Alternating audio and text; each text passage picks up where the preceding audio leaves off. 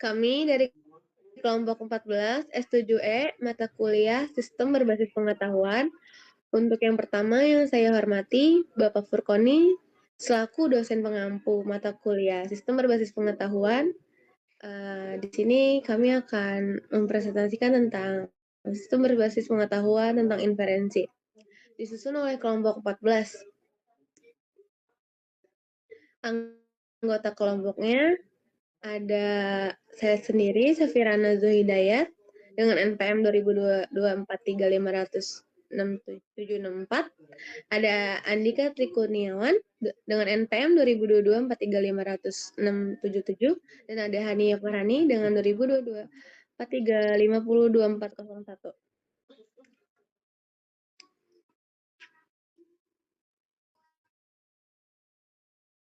Di sini saya akan menjelaskan tentang pengertian inferensi. Inferensi adalah proses menarikan kesimpulan baru berdasarkan fakta, data, atau pengetahuan yang sudah ada. Ini melibatkan konklusi logis atau implikasi yang didasarkan pada informasi yang tersedia dalam sistem pakar. Proses inferensi dilakukan dalam satu modul yang disebut inference engine atau mesin inferensi. Mesin inferensi engine atau mesin inferensi merupakan modul yang berisi program tentang bagaimana mengendalikan proses reasoning atau penalaran.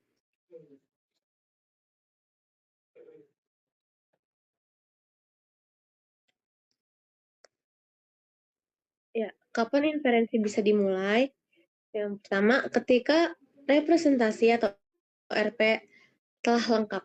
Ini menunjukkan bahwa proses inferensi atau penarikan kesimpulan dapat dimulai ketika data dan pengetahuan yang diperlukan telah sepenuhnya direpresentasikan.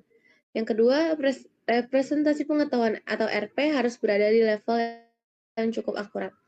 Ini menekankan RP harus cukup akurat agar inferensi yang dihasilkan juga memiliki tingkat kepercayaan tinggi. Selanjutnya akan dibacakan oleh rekan saya yang bernama Andika. Baik, terima kasih Safira. Selanjutnya kita akan membahas algoritma inferensi dalam berbagai metode.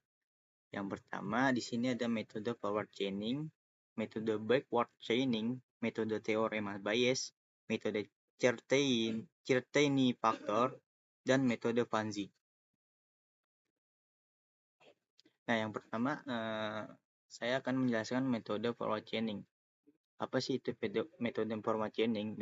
Metode forward chaining itu merupakan sebuah metode pelacakan ke depan yang dimulai dari kumpulan sebagai fakta dengan menelusuri kaidah yang cocok dan sesuai dengan sebuah dugaan atau hipotesa yang mengarah pada kesimpulan. Nah, metode ini digunakan untuk menangani masalah pengendalian atau peramalan atau disebut juga diagnosa. Nah, contoh kesehariannya ya jika pasien mengidap flu maka disarankan untuk istirahat dan minum obat. Di sini ada struktur dari metode forward chaining itu. Yang pertama ada data, terus turun ke aturan, setelah itu kesimpulan. Lanjut kita ke metode backward chaining. Nah, metode backward chaining itu merupakan kebalikan dari bertentangan dengan metode forward chaining. Nah, backward chaining ini dapat dipahami sebagai metode pelacakan ke belakang yang dimulai dari penarikan, kesimpulan, atau tujuan melalui beberapa hipotesis yang menuju atau mengarah pada objektivitas yang mendukung hipotesis-hipotesis tersebut. Metode ini juga dikenal dengan goal-driven atau reasoning karena merupakan cara yang efisien untuk memecahkan masalah yang dimodelkan sebagai masalah pemilihan struktur. Nah, contohnya di sini ada goalnya, misalkan pasien batuk plus pilek, apakah ini flu? Subgoalnya itu flu. Demam tinggi, nyeri otot, onset cepat. Jika iya, diagnosisnya kemungkinan flu, dan jika tidak, periksa gejala alergi, misalkan ada gatal mata, durasi lama, kemungkinan itu alergi. Nah, di sini juga ada struktur dari metode backward chaining ya. Yang pertama itu ada kesimpulan. Nah, terus yang kedua ada aturan, dan terakhir itu ada data. Kita masuk ke metode teorema Bayes. Teorema Bayes adalah metode dalam statistika dan probabilitas yang digunakan untuk memperbarui atau menghitung ulang peluang suatu hipotesis berdasarkan informasi atau bukti baru yang muncul. Pemikiran metode teorema Bayes, jika kita sudah punya dugaan awal tentang sesuatu atau probabilitas awal, bagaimana kita mengubah dugaan itu setelah melihat bukti baru. Jadi, teorema Bayes digunakan untuk menghitung probabilitas bersyarat, yaitu peluang suatu kejadian A terjadi dengan syarat bahwa kejadian B telah terjadi. Teorema Bayes digunakan memperbarui keyakinan kita terhadap sesuatu setelah melihat bukti baru dan diterapkan di bidang seperti machine learning, diagnosis medis, sistem pakar, dan deteksi spam.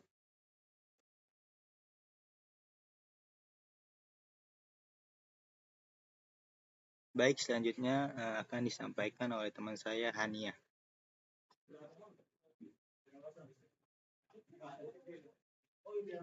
Baik, terima kasih Andika. Metode ceritain faktor. Metode ceritain faktor adalah metode yang digunakan dalam sistem pakar untuk menangani ketidakpastian dalam pengambilan keputusan atau penalaran. Ceritain faktor mempresentasikan tingkat keyakinan, confidence, atau kepastian seorang pakar terhadap suatu fakta atau aturan. Rumus metode ceritain faktor ada CF dalam kurung HE tutup kurung sama dengan MB buka kurung HE kurang MD dalam kurung HE. Keterangan CF dalam kurung HE sama dengan ceritain faktor dalam kurung tingkat kepastian hipotesis H berdasarkan evidensi MB dalam kurung HE sama dengan mixture of belief tingkat kepercayaan terhadap hipotesis H. MD dalam kurung HE sama dengan mixture of the belief tingkat ketidakpercayaan terhadap hipotesis H. Metode ceritain faktor digunakan ketika data tidak sepenuhnya pasti dalam kurung ada keraguan. Setelah itu data tidak sepenuhnya pasti dalam kurung ada keraguan dan sistem memerlukan penalaran berbasis aturan dalam kurung rules based reasoning.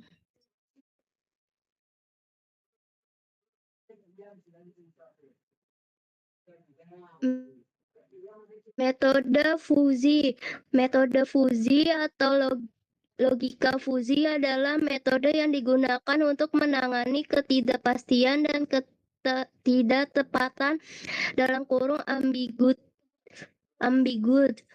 pada data berbeda dengan logika klasik dalam kurung biner yang hanya mengenal benar 1 dan salah 0.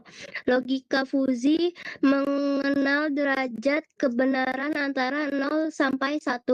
Langkah umum dalam fusi 1. Fusifikasi dapat mengubah nilai input dalam kurung data tegas menggunakan derajat keanggotaan fusi. 2. Inferensi dalam kurung rules evaluation adanya menerapkan aturan berbasis if then. Contohnya if suhu tinggi and kelembapan kelembapan rendah TEN kipas sama dengan cepat. Defusifikasi mengubah hasil fusi menjadi nilai tegas (Kripps output). Misalkan kecepatan kipas sama dengan 70%. Metode fusi digunakan untuk menangani ketidakpastian kecepatan (ambigu) dalam pengambilan keputusan yang menyerupai cara berpikir manusia.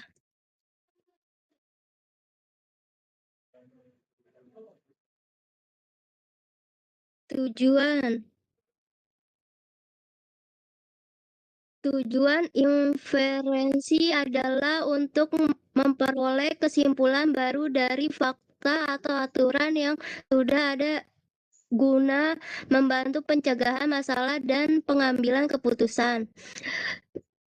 Terdapat secara umum inferensi digunakan untuk menemukan informasi baru dari data atau pengetahuan yang sudah diketahui sistem atau manusia membuat kesimpulan baru yang sebelumnya belum eksplisit, mendukung proses pengambilan keputusan inferensif, membantu menemukan tindakan atau keputusan yang tepat berdasarkan fakta dan aturan yang berlaku, menurunkan kesimpulan logis menurunkan kesimpulan logis dari aturan dan fakta, meningkatkan kemampuan sistem cerdas (AI). Sekian, kita balikkan lagi ke Safira. Terakhir ada kesimpulan. Inferensi merupakan proses penarikan kesimpulan dari sejumlah fakta, data, atau aturan yang sudah diketahui untuk menghasilkan pengetahuan baru. Proses ini menjadi inti dari penalaran logis, baik dalam berpikir manusia maupun dalam sistem pakar atau artificial intelligence. Inferensi memungkinkan sistem atau individu untuk satu, menyimpulkan hal-hal baru yang tidak secara langsung dinyatakan. Dua, membantu dalam pengambilan keputusan secara rasional dan berbasis pengetahuan. Tiga, meningkatkan kecerdasan sistem komputer dengan kemampuan berpikir seperti manusia. Metode inferensi yang umum digunakan antara lain ada forward chaining atau penalaran maju, ada backward chaining atau penalaran mundur.